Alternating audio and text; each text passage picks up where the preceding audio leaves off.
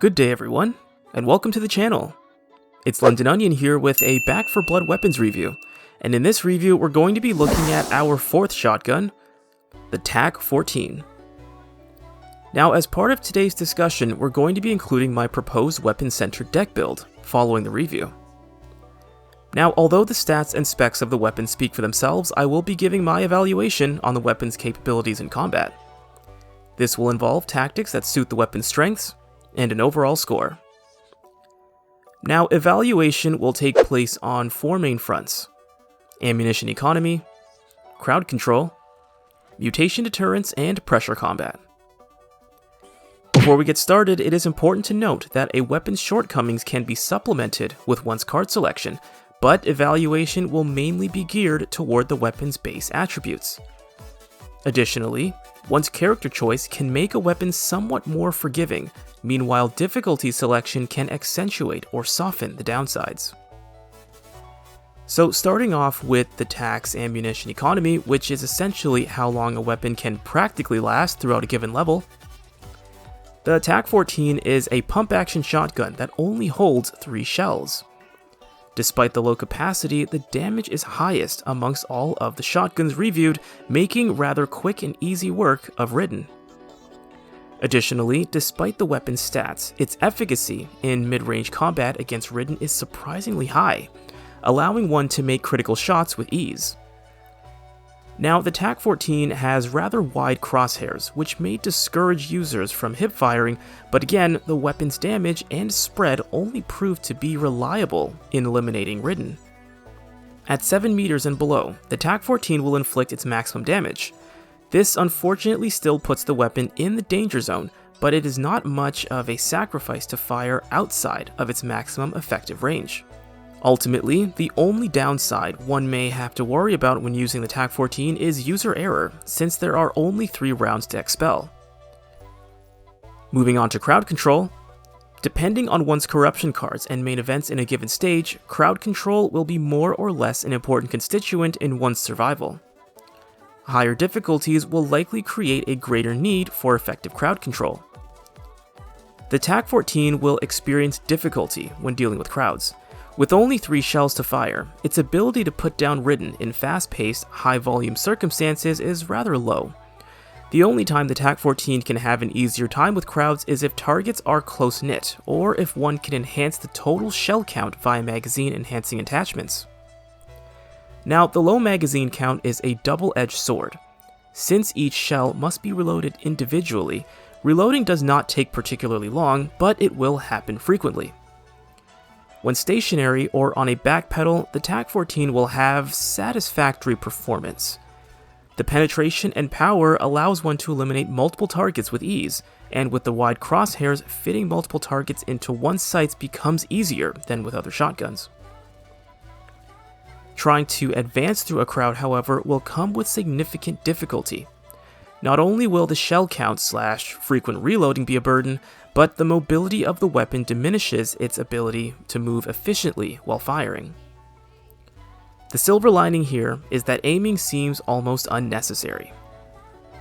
Moving on to pressure combat, as I coined the term, this refers to how efficiently a weapon can eliminate targets in multiple areas, or how well a weapon can complement one's ability to engage and eliminate multiple scattered targets at varying ranges. So the TAC14 has surprising ability to be effective at close to mid-range. Technically, the weapon will easily register with far-range use, though I would consider this a squandering use of the weapon. In other words, taking down targets from varying ranges comes rather easy to the TAC14. But again, the shell capacity is a major hamper to its ability to perform pressure combat for moderate period of time, depending on volume, of course. Otherwise, the damage, controllability, and range make the weapon quite effective while it is fire ready. The pump action technically limits how efficiently the TAC can deal with impending pressure, but this is why its range effectiveness should be taken advantage of as early as possible, since it would have a hard time lasting at close range. As for mutation deterrence, the TAC14 is quite a formidable weapon when in the face of mutations. Without enhancing attachments, the TAC14 can regularly stumble mutations from mid-range. Tall boys will present greater difficulty, but can still be light work for the weapon. As with our other discussion points, the shell capacity is the most prominent weakness, but this is only in the face of tall boys who have the hardest weak spots to hit. Additionally, the effective range will increase one's odds of taking damage, again mainly with tall boys, but the firepower is still overcompensating. With this said, I would classify the TAC14 as a fighting weapon over a kiting weapon. Generally, keeping mutations at a range is not a major sacrifice, since the weapon is quite powerful. For most mutations, the 3 rounds should suffice, though health-enhancing corruption cards will likely demand more rounds or closer range. Moving on to the scoring, the TAC's ammo economy is in the ideal range. The range of the weapon is surprisingly versatile with high controllability. The ammo capacity is not a burden on ammo reserves, and the shot-to-kill ratio is high, so I give it a deserving 5 out of 5. Crowd control is an area of difficulty.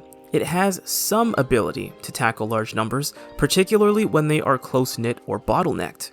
Otherwise, the weapon's attributes make handling a crowd rather difficult since it only has 3 rounds. The range is one's best tool to proactively tackle crowds, so I give it a 2 out of 5. Pressure combat and mutation deterrence are areas of mixed performance. The TAC14 has quite the versatile range and shot-to-kill ratio, but consistent pressure will easily overwhelm the weapon, so I give it a 2 out of 5. As for mutations, the TAC14 is a hard hitter. A major point of advantage is how easily it can stumble mutations. On top of this, eliminating mutations also comes with relative ease, just from the firepower alone. Health-enhancing corruption cards, however, will reduce its efficacy, so I give it a 4 out of 5. And overall, this puts the TAC14 at a 13 out of 20. Now that concludes the review, but we will now transition into our deck build for this weapon. Now generally I would say there are 2 aspects of building a weapon/weapon class specific deck. There is the more strengths-based build, and the compensatory/balancing build. A third option would naturally be a hybrid, which is probably the most reasonable, but every weapon is different and it has its own strengths and areas of need to varying degrees. Now with this in mind, on a smaller scale, I will categorize potential card selections into 4 designations: related, compensatory, synergistic, and preferential. Although Back 4 Blood already has its own designations for cards, I prefer to use my own. And before we get started, it is important to note that there are 1,000 ways to build a deck. The most I can do is showcase how I prefer to optimize this weapon's performance. So starting off with the related cards. Related cards are the ones that directly impact/buff the attributes or effects of a given weapon class. The cards in this category are Buckshot Bruiser, Scattergun Skills, Shell Carrier, and Rolling Thunder. Buckshot Bruiser grants a quarter unit of temporary health for every pellet that hits a target. Scattergun Skills buffs reload speed by 40% for shotguns. Shell Carrier increases ammo capacity by 30% while buffing damage by 10%.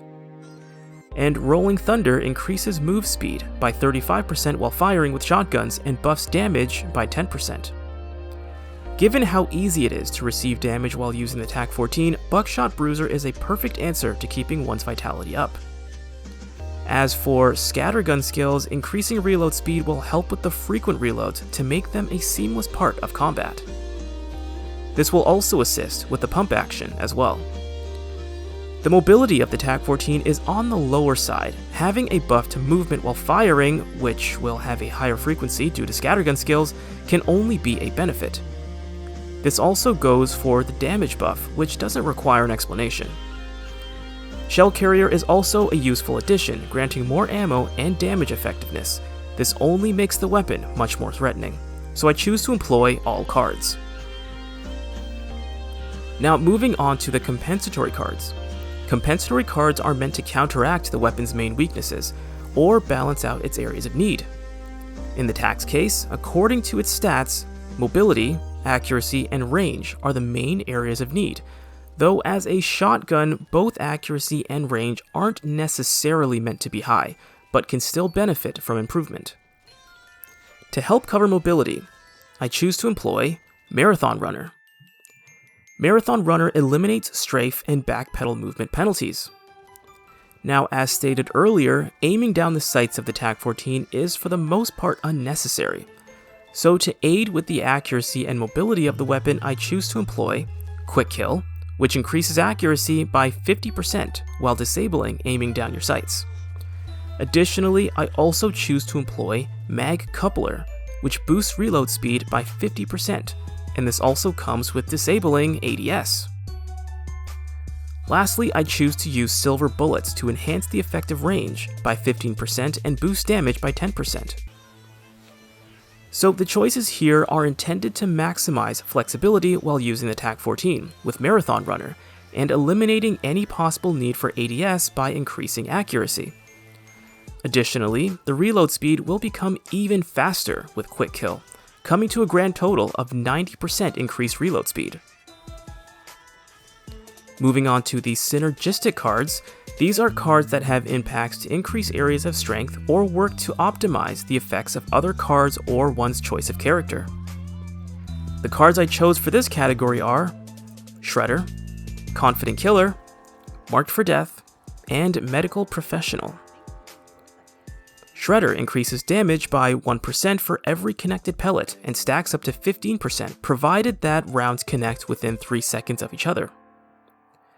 Confident Killer increases damage by 1% for every mutation killed and also stacks up to 15%, and this lasts for the duration of a given level. Marked for Death increases damage to pinged enemies by 10% for one's team. Lastly, Medical Professional buffs defibs and health kits to recover 15 units of trauma and grants an extra life. When stacked together with the related and compensatory cards, the TAC can theoretically inflict an additional 70% damage to targets. Our last area of card selection is the Preferential Cards. These are cards that are completely unrelated to the weapon and its strengths/weaknesses, but are still a useful perk, and this is where the most nuance can take place. Given that we have 3 slots left, I choose to give it to Grenade Pouch, Body Armor, and Durable. Grenade Pouch grants an extra offensive throwable. Body Armor increases trauma resistance by 25%, but reduces ammo capacity by 15%. And Durable increases trauma resistance by 15% and increases health by 5 units. Now, our last area of discussion is the character choice. Now, it is common for shotguns to be given to Holly, but for this particular build, I would say Doc is the primary user. Due to the attributes of the TAC14, it is easy for one to accrue damage, so as a countermeasure, Doc is one of the characters capable of withstanding the most punishment, and has a natural perk of greater healing efficiency. When compounded with our preferential cards, Doc has a grand total of 65% trauma resistance. Plus, with Medical Professional, she will have an easy time keeping herself alive. Couple this with Buckshot Bruiser and she'll be quite a difficult character to put down, while being a hard hitter with the TAC14. As for Holly, she would require slightly different card selections, specifically Motorcycle Jacket, Padded Suit, and Motorcycle Helmet, in place of Doc's preferential cards. Holly's alternatives would boost damage resistance by a grand total of 40% due to her damage resistant perk, and her health would also increase by an additional 20 units. But as I said guys, there's 1,000 ways to build a weapon-centered deck. These were just my preferences. Otherwise though, that concludes the build. Thank you guys for joining me on this one, and in our next video, we'll be reviewing the Vector SMG, and we'll also discuss my preferred deck build for said weapon. It's been Londononion, and I will see you guys next time.